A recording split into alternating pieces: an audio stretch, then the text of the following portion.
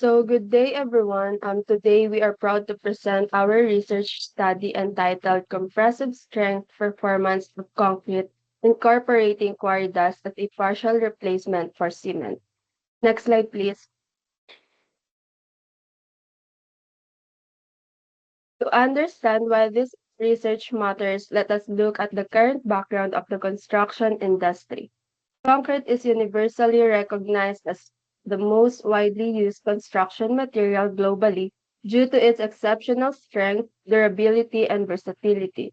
It forms the backbone of our built environment, combining cement, fine aggregates, coarse aggregates, and water. However, this massive demand comes with a heavy environmental tax. The manufacturing of cement is heavily energy intensive and stands as one of the single largest industrial drivers of carbon dioxide emissions globally. Here in the Philippines, the fast-paced growth of our cities and continuous infrastructure developments make finding sustainable, locally sourced alternative materials more urgent than ever before. This research investigates quarry dust, a common fine material generated during stone crushing operations, often treated as industrial waste and posing severe disposal difficulties. Its fine particle size and physical properties actually make it an ideal candidate for partial cement replacement. Next slide, please. The main objective of this study is to systematically evaluate how concrete behaves when cement is partially replaced with quarry dust. To guide this evaluation, the study specifically seeks to answer three core questions. First, how does the compressive strength of the concrete specimens compare across three specific curing periods: 7 days, 14 days, and 28 days? Second, is there statistically significant difference in compressive strength between our control mix, which contains 0% quarry dust, and the experimental mixes containing 10% and 20% quarry dust replacements? Third, based on these material outcomes, can quarry dust be considered a viable and sustainable alternative material for partial cement replacement in the modern construction industry? Next slide, please.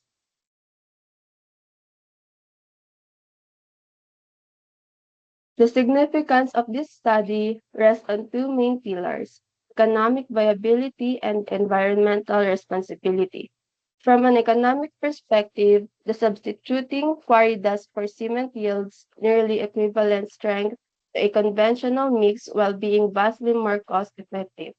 To put it in a local context, one bag of traditional Portland cement costs approximately 380 pesos per 0.04 cubic meters, whereas Quaridas costs roughly 1,600 pesos per 15 cubic meters.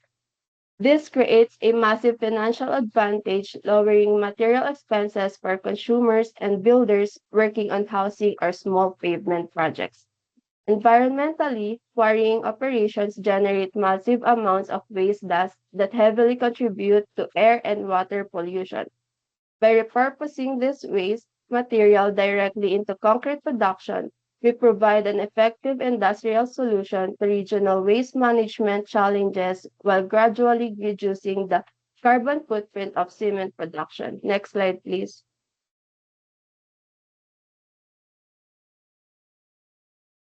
Let us now look into the experimental parameters under the scope of this study. Our testing program centers on evaluating compressive strength across three distinct replacement levels: a control mix at 0% and two experimental variations at 10% and 20% quarry dust replacement. All specimens were cast using the 1:4 volumetric mix design with a baseline of 0.60 water cement ratio. However, minor manual adjustments in water content were carefully implemented during actual slump testing to preserve structural workability. This adjustment was necessary because quarry dust particles exhibit a highly angular shape compared to rounded river sand, giving them a higher water absorption rate and increasing the overall water demand of the fresh mixture. For the mechanical testing phase, a total of 27 cylindrical specimens measuring 4 by 8-inch were cast. These specimens were scheduled for compressive testing using a universal testing machine or UTM at strict intervals of 7, 14, and 28 days under controlled environmental conditions. To maintain a clear and specific focus, it is equally important to highlight the explicit boundaries and limitations of this study. First, this research focuses exclusively on evaluating the mechanical compressive strength of the specimens. It does not look into other physical characteristics like flexural strength, long-term durability testing, or water permeability. Second, due to strict local laboratory access restrictions and overall project time constraints, this study did not include a chemical analysis of the quarry dust to determine its exact mineral composition or evaluate its pozzolanic properties. Third, the experimental replacement levels are tightly restricted to 0%, 10%, and 20%. Higher substitution remain outside the scope of this work. Fourth, the curing observation window is strictly capped at a maximum of 28 days, meaning performance properties developing beyond this period were not recorded. Lastly, this evaluation is designed entirely within the performance boundaries of non-structural concrete. Because we utilize a 0.3 mm sand grading with a high specific surface area, this design is not intended to meet heavy, high load bearing structure criteria. Instead, it aims to safely achieve a target strength range of 10.5 to 12 MPa. Next slide, please. To conclude our look at the methodology, I would like to outline the real-world operational logistics that shaped our testing phase. Because we encountered restricted access to our primary university laboratory facilities, our multi-stage testing schedule required adaptive solutions. Our 7-day compressive test was successfully conducted externally at the Terms Concrete and Materials Testing Laboratory Incorporation, or the TCT. Our 14-day compressive test was successfully processed directly on site at the National University Fairview Laboratory. Our final 28-day compressive test is currently ongoing, is smoothly through its final curing and testing sequence. Additionally, due to a sudden shortage of standard steel or plastic industrial cylinder molds during fabrication, custom 4-inch times 8-inch pipe molds were engineered as a practical alternative solution. Finally, due to the hybrid online nature of our academic schedule, which limited daily physical access to campus facilities, all specimens were cured at an external residential site. This environment was closely monitored under controlled conditions to ensure consistent hydration throughout the critical curing stages.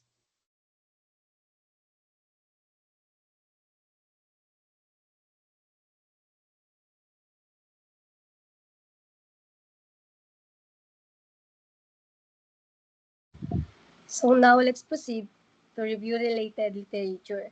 First one is about structural significance of concrete. It says here that concrete is one of the most commonly used construction materials in the world because of its strength, durability, and versatility. It is widely used in buildings, roads, bridges, and other infrastructures.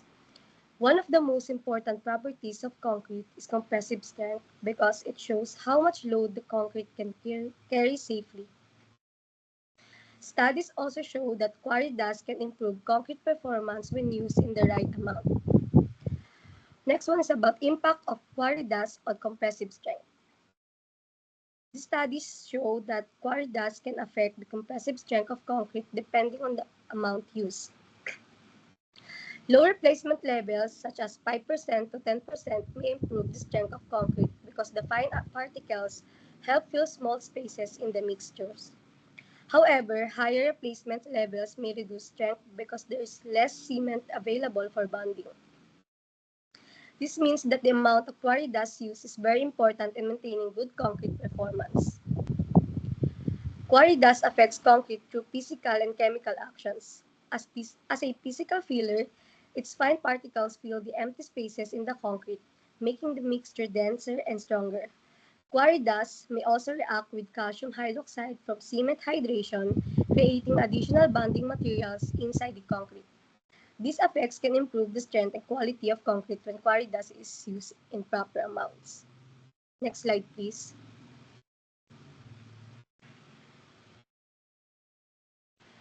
However, in this RRL, which is finest modulus, according to Pramadani, the grading of sand significantly affects the compressive strength of mortar.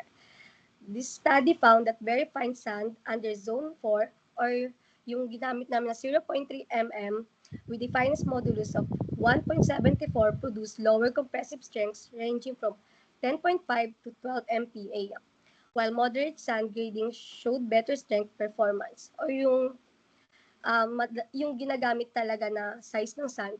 This indicates that finer sand requires more water, which can reduce the overall strength of the concrete mixtures. Next slide, please.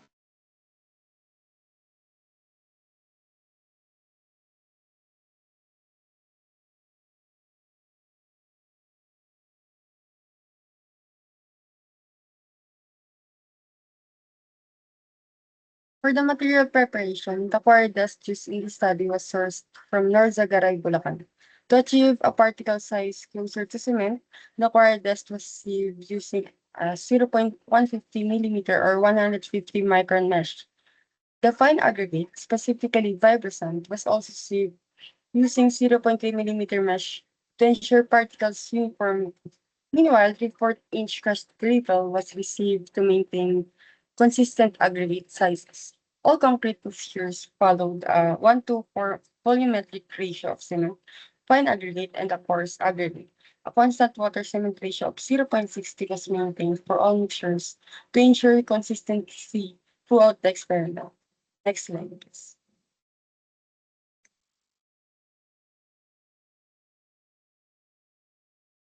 Before casting the specimens, a slump test was conducted for every concrete batch to evaluate its workability and consistency. A standard slump cone with dimensions of 100 millimeters at the top, 200 millimeters at the base, and 300 millimeters in the height was used. The concrete was placed in 3 layers and each layer was tampered 25 times. After lifting the cone, the slump value was measured as the vertical difference between the original height of the mold and the displaced center of the concrete surface. This procedure allowed us to verify the concrete mixtures remained workable despite the addition of quarry dust while maintaining the same water cement ratio. Next slide, please.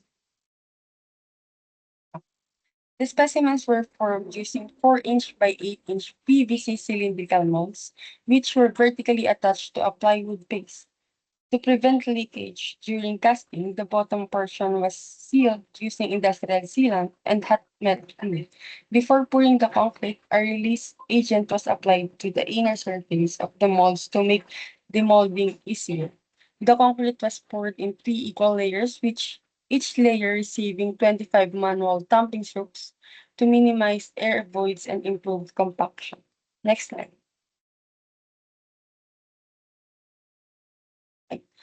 After casting, all specimens were left undisturbed for 24 hours before demolding. The specimens were then submerged in a curing tank until their designated testing dates. Before compression testings, all samples underwent sulfur capping to ensure smooth and level surfaces for uniform load distribution. Next, the 7D compressive strength test was conducted using a compression testing machine or CTM at Terms Concrete and Materials Testing Laboratory. Meanwhile, the 14th and 28th day tests were performed using a UTM or Universal Testing Machine at the National University Purdue Laboratory. These procedures ensures reliable and consistent measurement of compressive strength across all specimens. Next. To analyze the results, three statistical tools were used. First, the arithmetic mean was calculated from the 3 specimen trials for each mix and curing period.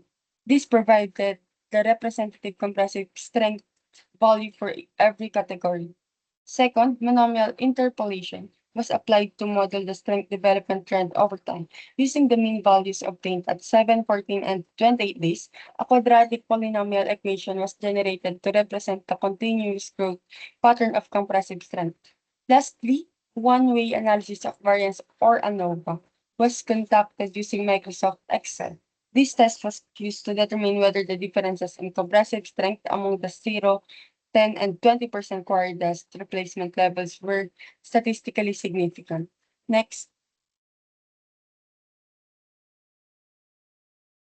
Now, let's go on the result.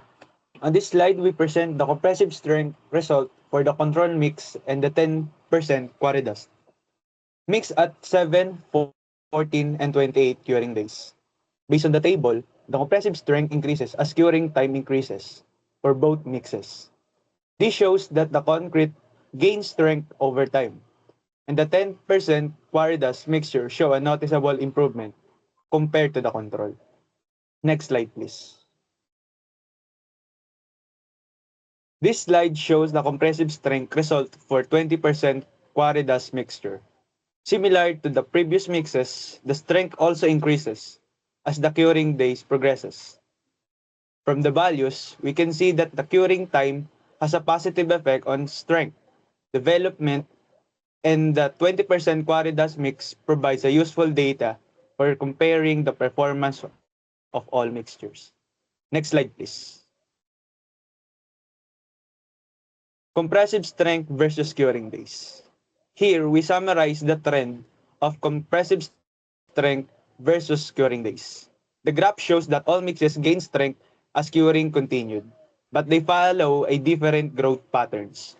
The equation below were used to represent the trends of each mix, which help us compare their strength development more clearly.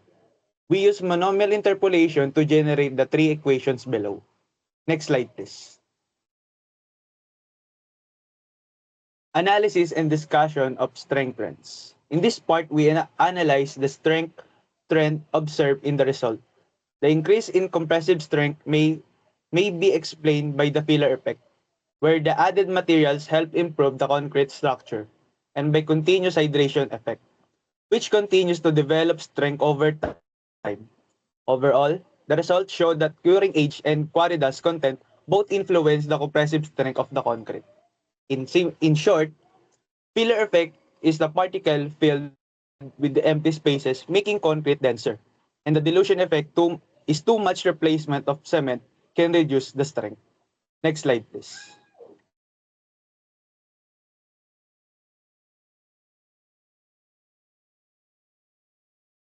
At the initial 7-day curing check, the concrete exhibits an anomalous structural behavior. So the 10% quarry dust replacement mix achieves a mean compressive strength of 5.9 MPa. So outperforming the conventional control mix baseline of 5.6 MPa. This initial strength spike is driven by the physical filler effect. So microfine quarry dust particles passing through a 0.15 mm sieve mesh fill the microvoids within the fresh concrete or cement paste matrix and densify the interfacial transition zone or the ITZ surrounding the coarse aggregates, accelerating early age load resistance. So this is supported by Daminelli et al. 2021.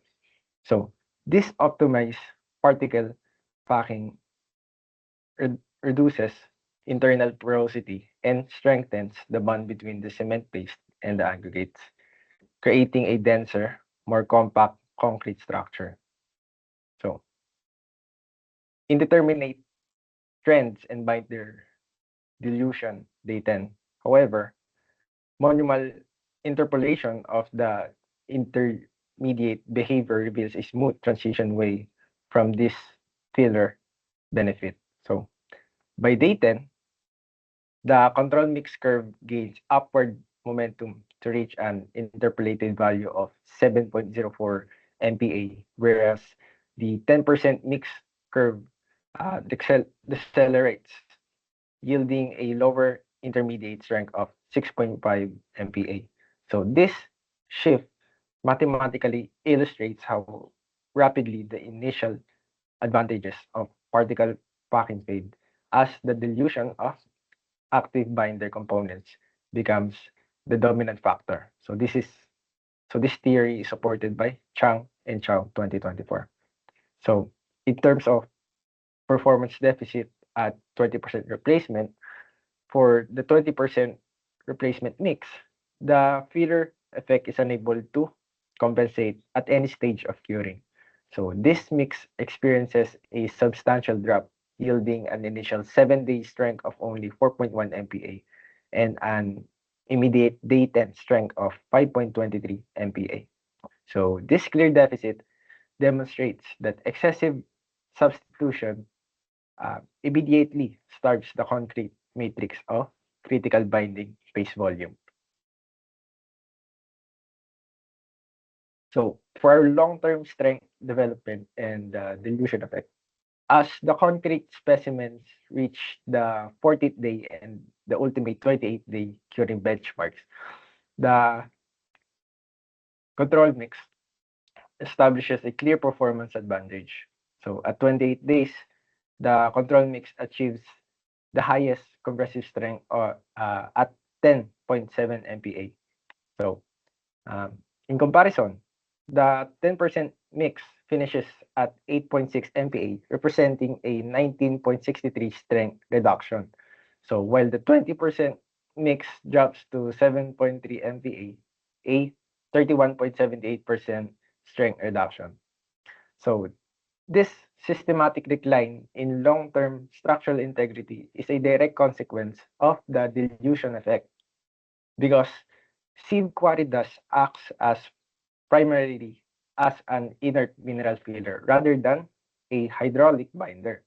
So its substitution reduces the total volume of active tricalcium silicate and dicalcium silicate available for hydration.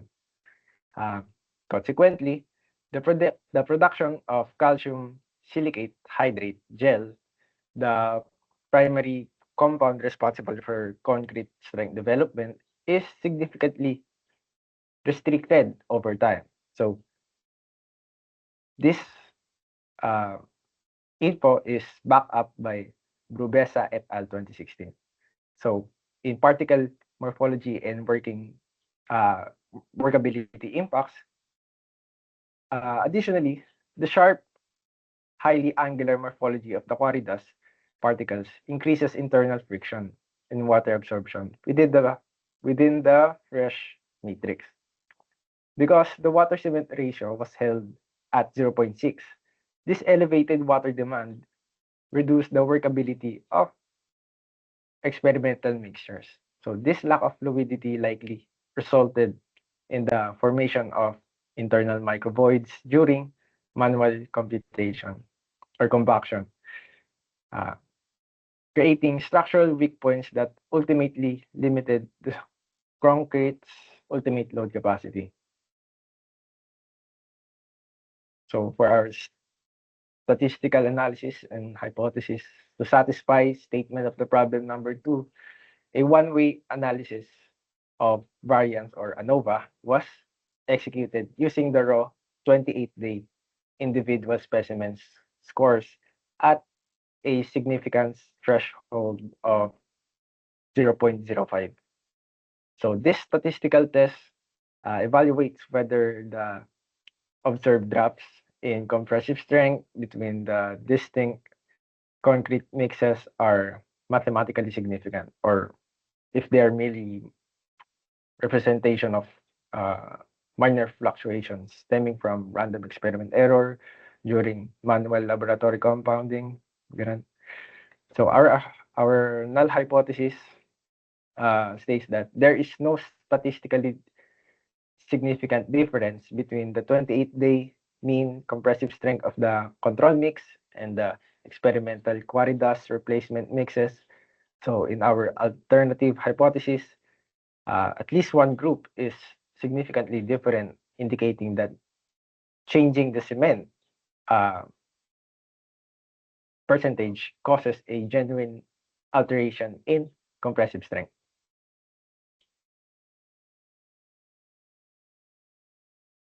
So for our statistical interpretation of the discussion, our calculated P here,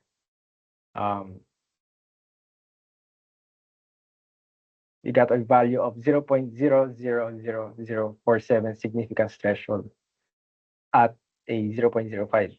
So our findings conclude that variance between different mixes is heavily pronounced, while internal variance within the same mix is negligible. So since the p-value is less than 0.05, the null hypothesis is rejected with absolute mathematical certainty.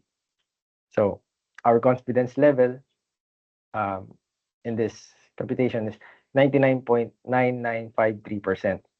So this confirms that the strength variation are driven directly by the independent variable, which is yung quarry dust natin na replacement dun sa cement.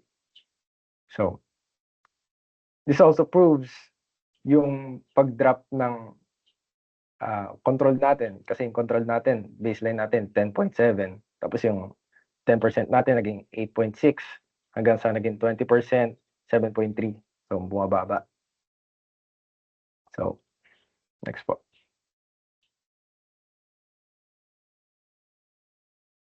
For conclusion, based on the results, yung quarry dust, nag-improve po yung concrete natin during early age curing because of its filler effect, which helped reduce internal voids and densify the concrete matrix. This explains why the 10% replacement mix slightly outperformed the control mix at 7 days. However, as curing continued, the compressive strength decreased because quarry dust mainly acts as an inert material and reduces the amount of active cement responsible for producing calcium silicate hydrate or yung CSH gel natin. Next slide, please. So, additionally pala, for the key findings, the study showed that the 10% and 20% replacement mixes experienced strength reductions of 19.63% and 31.78% at 28 days. So for recommendations, so for future studies, it is recommended to investigate lower replacement percentages between 2.5% to 10% to determine the optimum amount of quarry dust. So additionally po, advanced laboratory tests such as XRD and XRF are also recommended to analyze the chemical composition and possible pozzolanic properties of the material. In addition, superplasticizers may be used to improve workability and reduce void formation without changing the water cement ratio. Future researchers should also include durability tests such as tensile strength, flexural strength, and permeability tests, as well as extend curing periods to 56, 90, and 365 days to evaluate the long-term performance of quarry and quarry dust concrete. Next slide.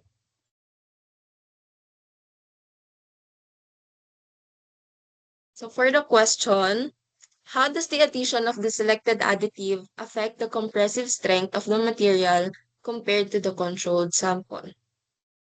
So based on the empirical findings of the research, the partial replacement of type 1 ordinary Portland cement with sieved quarry dust generally decreases the long-term compressive strength of the concrete matrix compared to the controlled mix.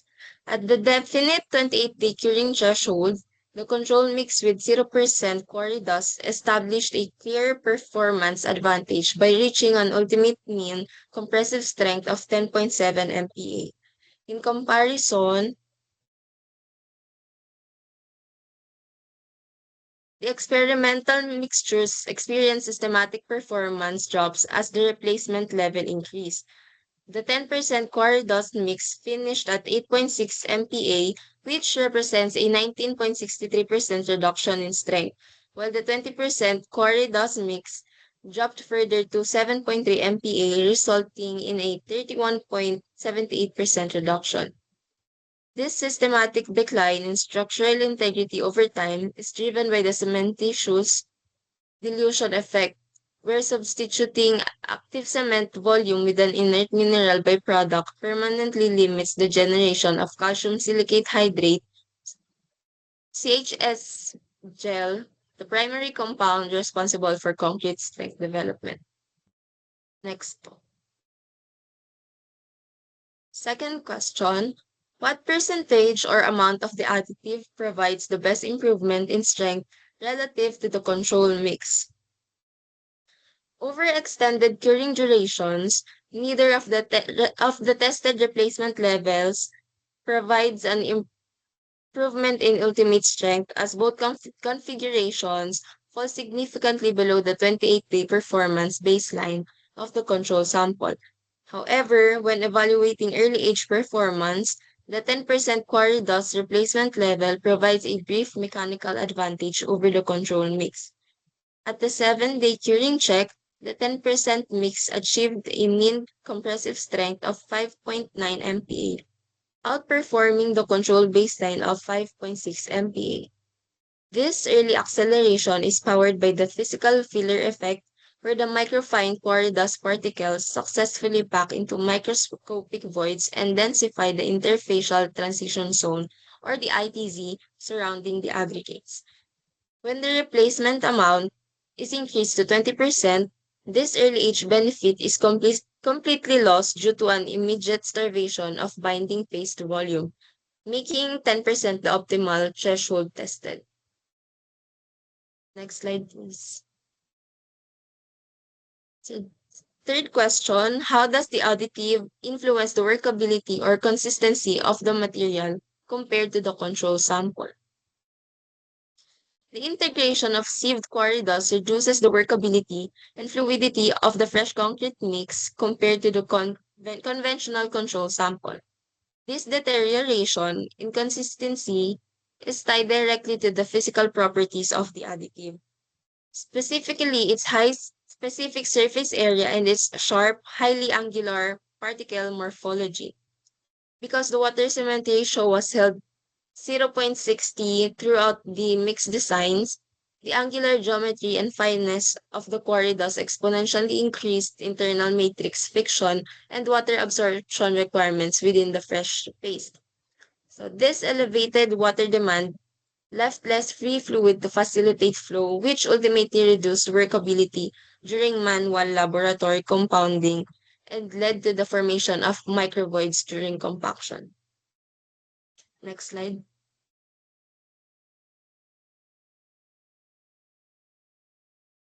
So for the fourth question, what effect does that additive have on the setting time and early age strength of the material versus the control mix? Regarding setting time, the direct experimental scope of this study did not include laboratory tracking of setting behavior. The reference literature within the paper indicates that adding quarry dust generally decreases initial and final setting times. Setting times in cement sand mortar mixtures. Regarding early age strength, the additive exerts a distinct positive influence at the 10% replacement level due to physical packing. At the 7-day mark, the 10% mix achieved a mean compressive strength of 5.9 MPa, which is higher than the control mix 5.6 MPa. However, mathematical modeling via monomial-polynomial interpolation demonstrates that this early benefit fades rapidly. By day 10, the control mix curve achieves a strong upward momentum to reach an interpolated value of 7.04 MPa, overtaking the 10% mix curve, which slows down to an intermediate strength of 6.5 MPa as binder dilution takes over. Next slide, please. For the last question, how does the additive affect the durability-related properties such as water absorption, permeability, or cracking behavior compared to the control sample? As specified in the scope and limitations of the research, this study was focused solely on evaluating actual compressive strength and did not execute primary laboratory testing for durability-related properties such as water permeability, flexural capacity, or direct cracking behavior. Nevertheless, secondary literature and findings synthesized in the text reveal that the additive alters the concrete microstructure in ways that negatively impact durability. The high water demand and angular geometry of the quarry dust particles tend to increase water absorption within the hardened matrix, especially when the water content cannot be adjusted to offset compaction difficulties. Furthermore, literature reviewed in the study indicates that utilizing microfine quarry dust as a cement replacement increases long-term carbonation depth as the substitution percentage rises, while the lack of fresh mixed fluidity introduces compaction-induced microvoids that can serve as internal weak points for crack propagation under loading. Next slide, please. So this concludes our study and presentations. We hope this presentation has clearly conveyed the significance and findings of our study. Thank you and have a great day.